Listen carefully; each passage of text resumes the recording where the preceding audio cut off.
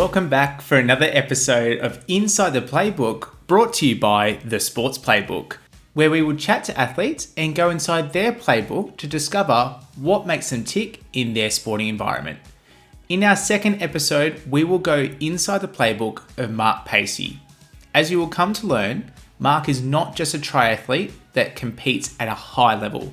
He's an amazing family man who recently celebrated 30 years of marriage with his wife Lisa and 2 beautiful kids. Mark is the epitome of inspirational, and when you listen to this podcast, I really hope this comes through in spades. Well, that's enough from me. Let's cut to the chase and listen to Mark Pacey, father, family man, and incredible triathlete. Welcome back to the Sports Playbook. You're joined by your host, Demos. If you haven't already, please follow us on all social platforms. This podcast is designed for your commute. I hope you enjoyed the first episode of Inside the Playbook with Olivia Coleman. We're back for episode 2, so something must have worked in that respect. Without further ado, I'd love to introduce my next guest on Inside the Playbook. My guest specialises in a high level in triathlon. Mark Pacey, welcome to the podcast. Thanks, mate. Good on you. Really appreciate you coming on. Thanks for having me, and congratulations on the podcast. I did listen to your first episode, and it was fantastic, so thank you. No worries at all. So I guess before we get started, I'm actually going to throw some quick fire questions to you. Okay. Yeah. Didn't brief you on this one. But No, thanks very much.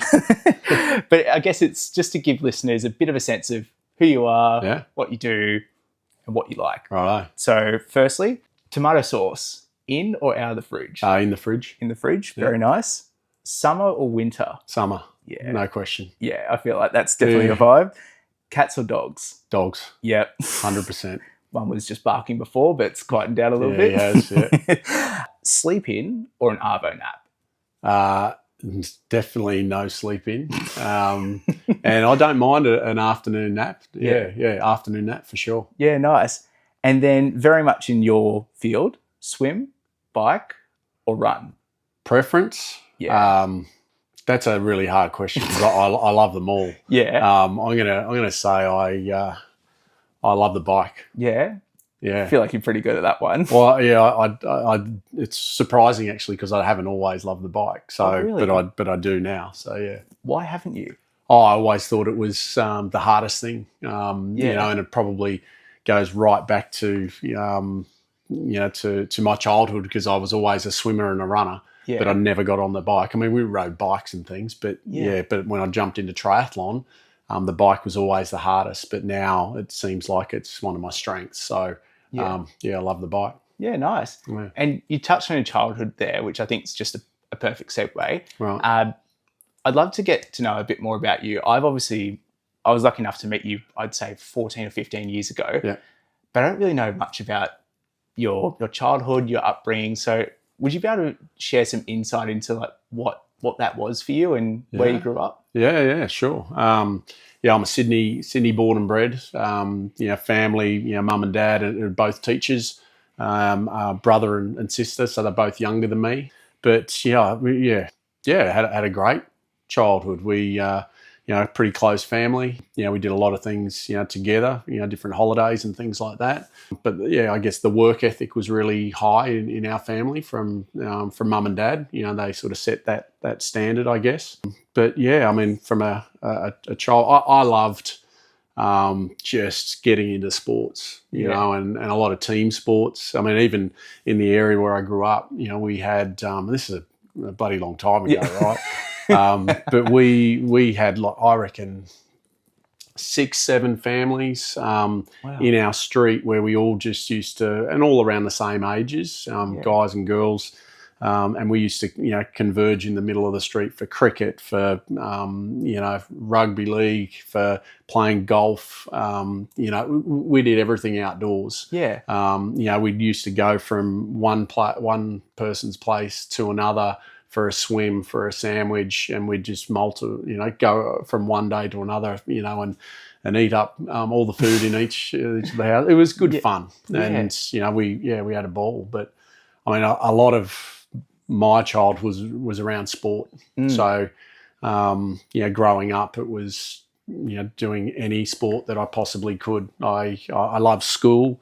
But I love going to school to see my mates and to play sport with them, and loved it. Yeah. Yeah. So you mentioned there, like both your parents were teachers there. Yeah. And like you said, like school for you, like it was great to see your mates. Did you ever feel like any pressure to do really well in school because your parents were teachers and you obviously loved the sporting side of it?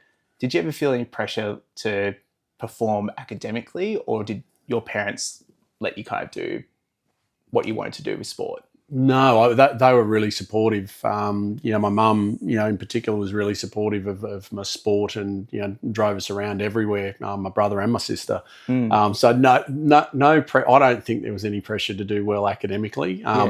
In fact, I used to get my mum to do my homework so I could go and do more sport. True story. But no, there was never any pressure. But I think there was an element of you just work hard, and you do the do the little things, and try and do them, as best that you can. That was probably the main thing. Yeah. And what for you? What were those like key sports that you really specialised in, or you really just enjoyed at school? Oh, look, I loved anything, Daniel. I love cricket. Cricket was key. It's I loved the track. Used to run 400, 800, 1500. Used to love that swimming. Used to just love the competition. Yeah. Then moving into like rugby league, soccer. Used to play a lot of soccer, and then moved into rugby league and then rugby union. Enjoyed all of those things. So whether it be individual sports or team sports, I was into it. No question. Yeah. Yeah, fantastic. Yeah. Was there one that that captured your attention or really stood out to you? Yeah. I mean, cricket was. I was, all in. Yeah. That was pretty full on for a long time in my younger, up until sort of 17. Yeah. That was what I wanted to do. That's what I wanted to be. Didn't work out that way. Yeah. And then I sort of shifted, but along the way, cricket was probably the standout. But even so, like all those things around athletics and swimming, I did them anyway because I loved doing it. And it helped me keep fit for what I was doing. So, that was an added value or added benefit. Yeah, and you mentioned with cricket there, that was probably the one that got you to the highest level or up towards there. Where did that take you? Like, what kind of stage or? I played junior New South Wales representative, so state representative up through 15, 16, 17. Right. And then, played in Sydney grade cricket and, some representative stuff there. So that was, but that was probably the level. Yeah. And it, didn't go any further than that. And I think I played a lot of it, like from a young age, and I did a lot of it. And, I think a couple of injuries along the way and then fell out of I guess love with the sport. Still like watching it and what have you, but geez, I bowled enough overs and spent enough time out in the field to move on and move on to other things. Yeah, it's probably an interesting point that you put there because, I guess from a junior perspective, like if you're really good at something, you'll continue to push it. But you mentioned there that you almost you fell out of love with the game for cricket. Could you tell me a bit about that side of it? Because I feel like a lot of kids growing up will go into these sports and they'll really enjoy it, but then they'll fall out of love of it or they won't touch it again because of their past experiences with it. Could you touch on, I guess, how you dealt with that? Yeah. I mean, I just think it was just, it was the intensity that I went into it. Like I was all in, even as a young kid, and it was just constantly over and over again. And I love to challenge myself, even then, and I used to give me the ball and let me bowl until, from day one, from first thing in the morning through to the end of the afternoon. So I'd go and bowl 20, 30 overs in a day, no problem, as a 14, 15-year-old. But I think that catches up with you at times. and then, you get little niggles and little injuries and not managing them well and not knowing how to manage those well. Did the best we could at the time. But I think those things sort of get in their way a little bit as well. How you manage that. And it started to me, maybe the other part for me was that I had so many other interests as well. Because at the same time I was playing a bit of rugby league and, rugby union. So, that was quite good. And so I had other things that I could do. And so I was okay with that. Yeah. And, I actually, enjoyed those other sports. But, from a cricket perspective, it was more a case of, I'd had enough. And, just probably too much, constantly over time trying to, do it at with too much intensity, which says, I'm going to turn the other way. Yeah. Let's show you one photo in particular. Not sure if you'll be able to remember this. You ready? Yeah, sure. I might need my glasses, but anyway. It's all right. Our first photo is a photo of Mark when he was back in high school. It's him not looking so happy in this shot, but as Mark will go on to explain, it was quite an interesting story. Oh, jeez. That's, Where was this and what was happening in here? Seriously, that was in year 12. Right. Year 12 at high school, so a long time ago, 1989. Yeah. And that was after the HSC, the high school certificate. And I walked into so this is the academic in me, Daniel. So I was doing I can't believe you pulled that out. Like, seriously. Yeah, I have some sources. It ended up on the front page of the Sydney Morning Herald. Really? Because we walked into a high school final exam, and I'm sitting down in the exam trying to, get my thoughts and, do the best that I could. Yeah. And I get the paper, the exam paper, and I'm looking at it and I didn't understand anything on there. Yeah. Nothing. And so I sat there for a bit and I'm like, okay, I thought I'd studied a little bit for this. I should know some of this, but I had no idea what it was saying. And I'm like, this is a bit of a problem. Yeah. So I put the hand up and one of the exam supervisors comes down and, asked what the problem was. And I said, well, I've got the wrong paper. And they said, well, no, you've got the right paper and you should have studied for this, and off you go, and dismissed me. Well, okay, so I started to answer this paper, and I've got no idea what I'm talking about. It was modern history. Right. And anyway, cut through to it. Yeah. 15 minutes later, they came down and pulled us all out of the exam because they had made a mistake and they did give us the wrong paper. And that was the HSC. So anyway, the reason that photo that you put up there was the other couple of guys in there. They ended. Someone rang the newspaper. Yeah. And next thing you know, we had reporters coming in looking for a story around the HSC. And all the hard, they were interviewing us about what it meant for us. And I think I was quoted in there as saying, I put all my effort into this, and it comes down to being given the wrong paper, and how's this going to affect my future? Yeah. Little did we know that I put zero effort in terms of that exam. I was out there playing cricket and, swimming and going to the beach whilst in study break. Yeah. It was quite interesting, trying to answer some of those questions when I knew, it wasn't going to make that much difference to my result. Yeah. It's I didn't know the backstory behind that, so thank you for that. Yeah. So it's probably it's a good time. You finished year 12. Yep.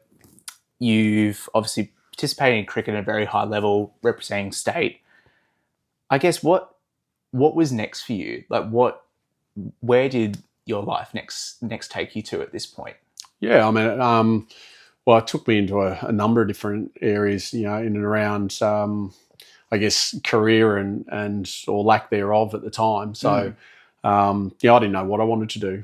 I deferred university. Decided that I just wanted to go and experience a few things and tried different opportunities and jobs, and I had some of those, which was good. But I still wanted to to play sport. So I went and played rugby. I started playing rugby, in Sydney in grade rugby for Southern District, South. Right. But then quickly realised that that really wasn't going to work for me.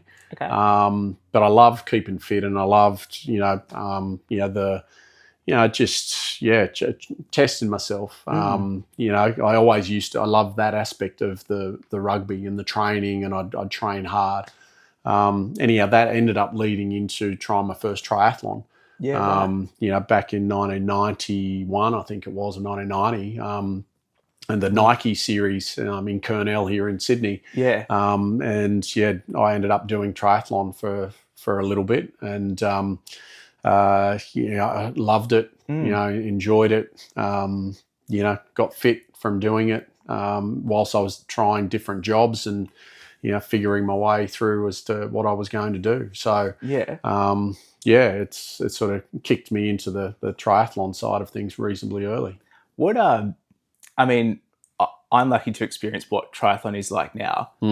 What did that landscape look like back in the 90s? Like what was it like participant-wise? What was it like atmosphere-wise? Oh, it was, it was great. It was, really, it was certainly not as professional as it is now. And, it was local. There was that element of community in and around it, which was great.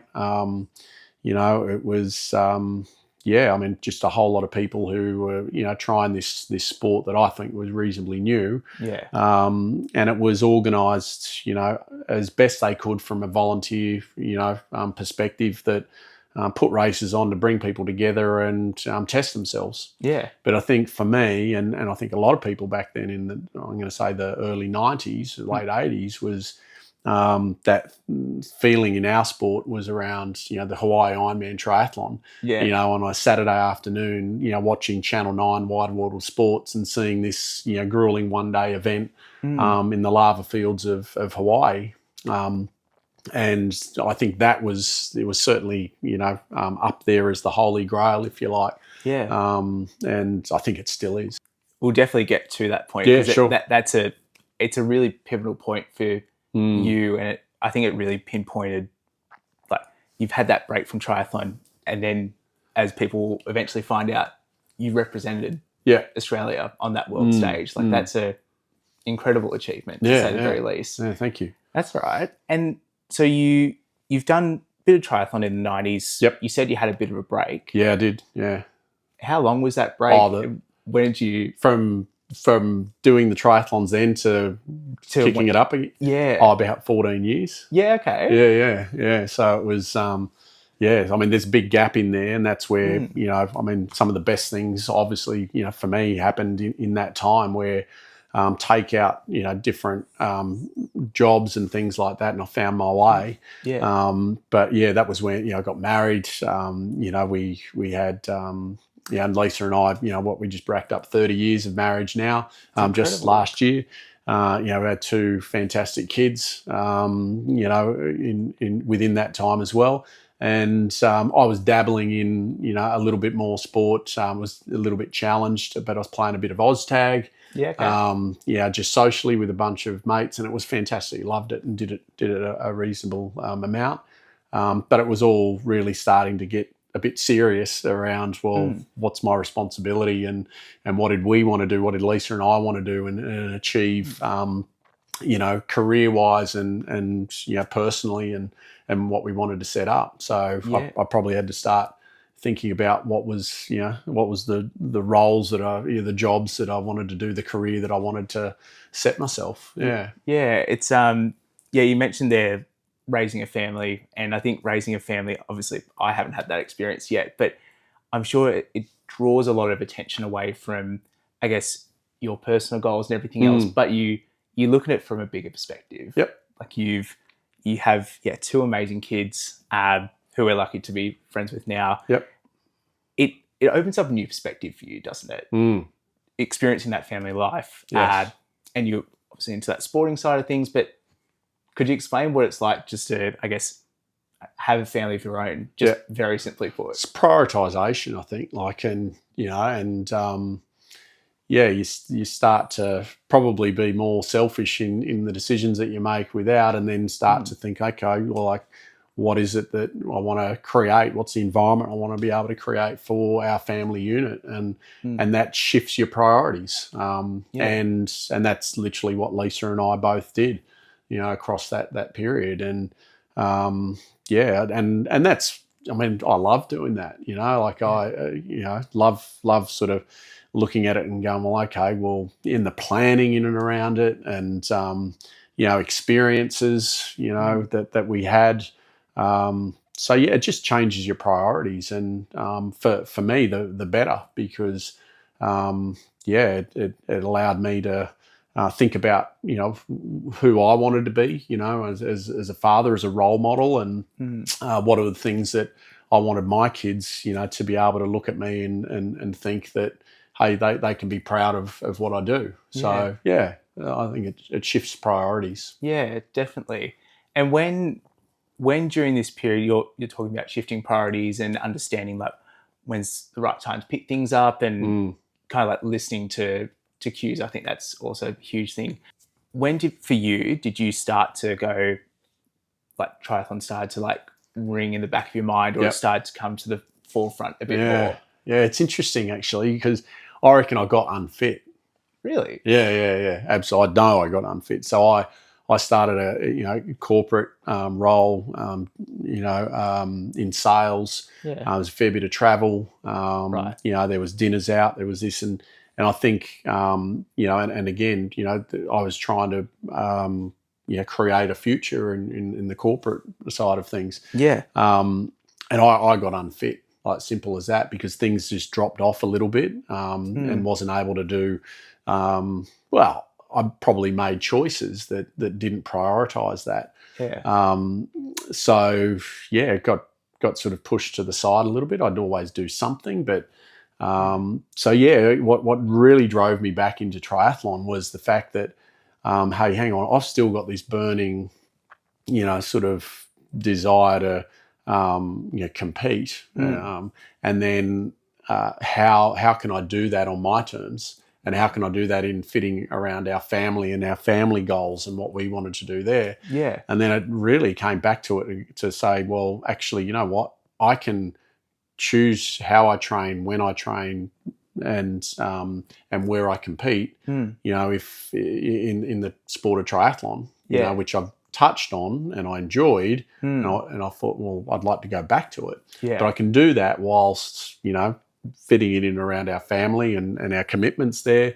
But also from a work perspective, I can pick and choose how I do it and when I train that doesn't get in the way of work. Yeah. And there's other benefits that go along with that. So I chose, it's probably about 18 years ago now, when I first, got back into it, and I, decided that I wanted to get fit again. I took a bunch of people, back then that I was working with, really good bunch of people. We decided to do the Oxfam Trail Walker, and we did that a couple of times, and that got me back into thinking, righto, fitness-wise, I'm keen, I'm competitive, I want to be competitive. What can I do? So use that as a springboard back into the running, back into the swimming, jumping on a bike again, and going, actually, you know what? I'm going to do another triathlon. Yeah. So that's what got me back into it. I wanted to get fit, and that was it. Yeah. You touched on the Oxfam Trail Walker there. Yeah. I've never done the 100. My father's done the 100. Yeah. I've done the 55. And I know what mental demons I face. So I can only imagine from your side, for people that don't know, it's a 100-kilometer trail walk. Yeah. You have to do it in 48 hours. Yeah, I think it's a bit less than that, but yeah. So you've started to get back into fitness there. You're walking during the day, you're walking during the night. Yeah. Were you running it at any point? Yeah, well, we did. Yeah, we did a little bit, but it was more about team. So it was a team of 4. So that was really important to us to be able to get everybody through. So yeah, we were all you didn't leave anyone behind, so to speak. So it wasn't so much running. We did it a couple of times. So the first time no running, it was all walking. And the second, I think I actually might have done it 3 times. Right. And then we started to run until, as much as we could. But Yeah. What was because during the middle of the night, Yeah. you've got your head torch on, Yeah. and fair to say sometimes you can't see more like 2 to 3 meters ahead of you, like it's pitch black. Yeah. How does that play with your head in terms of like that environment? You're back into fitness. You're doing a 100-kilometer trail walk with 4 other people. How do you cope with it mentally, and what kind of strategies did you implement? Yeah, look, I was pretty determined that I just wanted to get to the end of that 100K. And even in the training that we did, we had a couple of little trainings along the way, and some big hills that you had to climb in and around, in the bush, and doing that at night is also reasonably challenging. But I had the mindset of like, let's just get this thing done. Nothing's going to stop us, in our way. Let's just go as strong as we possibly could. Yeah. So there was a mindset of just get it done, and if there's any whinging and complaining around that, that wasn't going to be useful for us. So let's forget about it. It was pretty determined mindset, I think, Daniel, is what I'm saying. Yeah, definitely. Yeah. And so you did 2 to 3, so it's 3. I think it was. Yeah. Let's call it 3. It sounds better anyway. Yeah. So you've done those, and you're now back into triathlon. Yeah. This is around 2008, 9. Yeah, around 2000. Yeah, it would have been probably around 2007, 8. Yeah. And what were you doing at this point in triathlon? Like, what kind of distances were you doing? Sprint distance. Yeah. I kicked off out at Kurnell. It's in the Shire in Sydney, and they had a series out there that was still going. Wow. From even in the early 90s. So I jumped back out there, what I knew, and decided that I'll get back into it at that level. So which was great.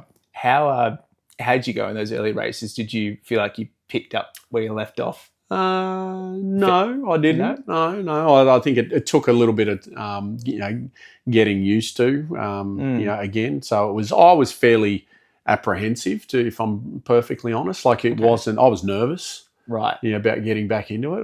Because I as a kid and as a sort of teenager and what have you, whatever I did, without sounding, whatever I did well. Yeah. In the sporting side of things, I could pick anything up and do it.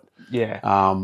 When I started to go back in here as a 35, 36-year-old, who hadn't done as much in probably the 5 years leading into it. Yeah. I was nervous. Yeah. Like I wanted to be really good. Yeah. And I didn't know how that was going to go. Yeah, right. So getting back into it and actually, taking that step to enter a race and get into it was difficult. Yeah. It was a mindset of apprehension in some respects, nervousness, a little bit of anxiety in and around that, and it's like, okay, do I or don't I? But I did. Yeah. So it was enjoyable to get back into it, and as I kept going, it was just a bit of momentum that just, kept taking over. Yeah. And I haven't stopped since. Yeah. And so you've done those races at Kurnell. Where does that then takes you? What are your next steps in triathlon? Did you make the team? The Australian team off the back of that? Yeah. Well, I just thought, triathlon's a great sport that you can do that, right? Like you've got opportunities that you can race the same courses as the pros, the Olympic athletes and things like that. And obviously, my time had passed, but it was to try that. Yeah. And I was realistic about that, but no, it was just, I started in the sprint side of things. I really just wanted to be, do as many races as I could. And I was enjoying it because I could fit it in around my career, which had started to really, progress, if you like. Yeah. So that was moving along, and then family-wise, the kids were still fairly little then, but it wasn't interfering with anything because I was doing my training when I needed to on my terms that didn't impact those that mattered to me. Yeah. But I could still be fit, and I was feeling so much better. Yeah, both physically and mentally. I was clearer in my thought process. Just things were getting better. So I ended up doing more and more sprint triathlons, and then ended up, as you say, I ended up, sort of doing some qualifying races and qualifying for the Australian team for the World Sprint Championships, which were on the Gold Coast. Right. And loved that experience as well. What was it like so you represented Australia on the Gold Coast? Yeah. What was that experience like racing in front of, let's call it, home fans? Yeah. And getting to represent your country? Mate, I was scared as all hell. Yeah. Because I get up there into that environment, back into it, and I look at all these bikes and things around me, which were super good and probably better than mine. These incredibly fit athletes, walking around all over the place, and I'm going, what am I doing here? Like, seriously, I'm saying, do I belong here or not? And I was doubting myself. You're like, should I actually be here? Yeah. And it wasn't until, those closest to me said, well, you actually, deserve to be here. Yeah. So I was pretty miserable in terms of I was wound up in the lead up to that race. Yeah. But I did it. I experienced it. Yeah. And I breathed a big sigh of relief once it was over. That's the honest, truth. It wasn't a pleasant experience. It was great. Right. With my family there, don't get me wrong. Yeah. And my friends, my close family and close friends were there. So Yeah. that was cool. Yeah. But I enjoyed it much better after the race than I did before the race. Yeah. Just going back into some of the bars or chilling out with the family. Yeah, absolutely. Yeah. Yeah. And so, you've represented Australia. Where do you next head after that? Because that's, I guess for some people, that's a tick the box exercise. Yep. I've achieved my goal. Yep. But you don't really seem to work like that, though, in the greatest respect. Yeah, I mean, I wasn't. I think I wasn't stopping. Yeah. I had the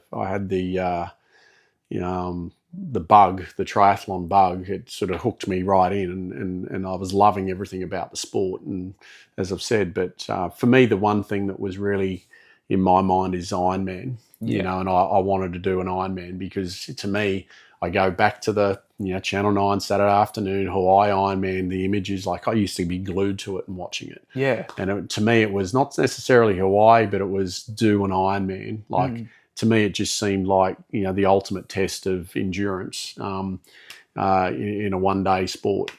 So that was what I set my sights on. I said, I'm going to do an Ironman by the time I was 40. Right. Which I set my sights to do, and started upping my training and things like that, and realised how challenging that might be. And then I did my first Ironman, so Australian Ironman triathlon. When I was in my 40th year. Yeah. Right. Leading into that. So that was back in 2011. Right. And what for people that haven't experienced an Ironman? Yep. What does that day entail? Because there's so many highs. It's like seeing your family go past and things like that. But then there's, I'm sure, points where you're going around a bike turnaround and you're like, why have I signed up for this? Yeah. Oh, you go through all the emotions. So, an Ironman triathlon's a 3.8 kilometre swim followed by a 180 kilometre bike and a 42 kilometre marathon run to finish it off. So it's a bloody long day. It's challenging and it's hard. It's if you don't do the work, you get found out. You go through all the different emotions from being, this is great, I'm crushing it, to, oh my God, I'm never coming back here again. And that's it. I'm done with the whole thing. Until you've come down that finish line and the finish chute, and you see, the most important people to you, and I'm fortunate enough that they've been to every single one of my Ironman races. Yeah. There's that element of pride and of real satisfaction of achievement and doing something. So that feeling for me is what keeps me going back. Yeah. But that was the first one. You mentioned Bloody Long Day there, and you've had multiple, I guess from a triathlon point of view, you've had multiple bloody long days. We'll be touching on it, but you're now Ironman Legend. Is that right, status-wise? No, not quite. Close. Not quite. So yeah. But I appreciate the the reference. Yeah. But no, I mean, the reality is, I set myself like in this year. So really, I'm in the last couple of weeks of preparation for my 10th Australian Ironman triathlon.